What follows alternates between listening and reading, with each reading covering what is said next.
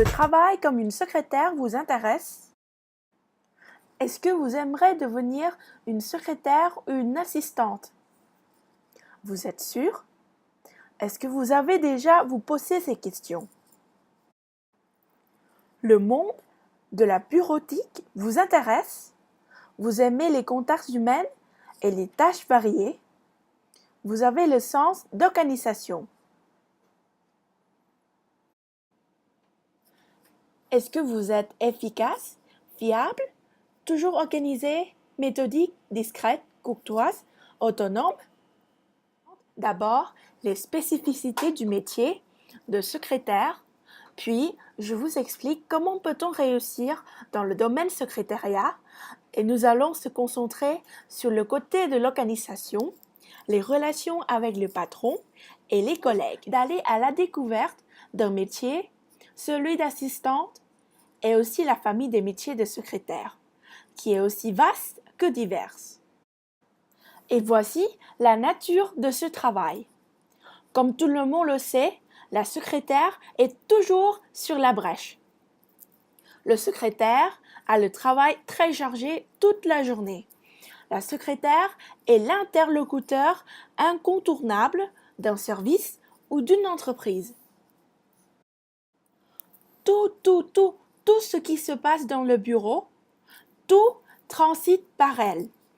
Accueil des visiteurs, messages téléphoniques, prise de rendez-vous, rédaction de courrier, des comptes rendus. Sans répit, elle passe du classement de dossiers à la saisie de documents ou du budget, jusqu'à la préparation des réunions de travail, de déplacements de patrons, les voyages, de colloques ou de salons. Secrétaire ou un assistant, il est important pour bien choisir le lieu et le milieu de travail le plus convenable.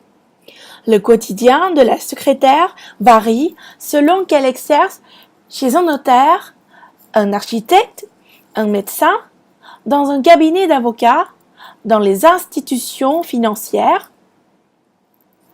etc. Les postes de secrétaire de direction comportent des responsabilités plus larges. Il s'agit de seconder un dirigeant ou un chef de service en le déchargeant de tous les aspects administratifs. C'est-à-dire, le secrétaire, c'est le bras droit du grand patron. Eh bien, comme pour tous les métiers, il faut aimer le travail. Comme la secrétaire doit s'occuper un peu de tout, beaucoup de tout, il faut aussi aimer l'agent, l'entreprise, l'institution, la culture d'entreprise, dans l'endroit où on travaille. Par exemple, si vous souhaitez travailler dans une entreprise de médical, vous devez faire le compte rendu de colloque médical, tout ce qui concerne les maladies, les patients, etc.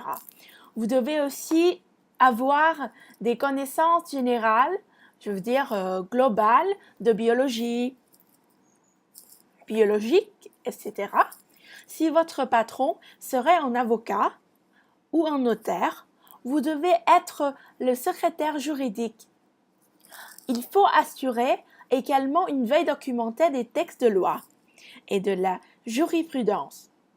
Préparer les dossiers en rassemblant des documents nécessaires aux procédures.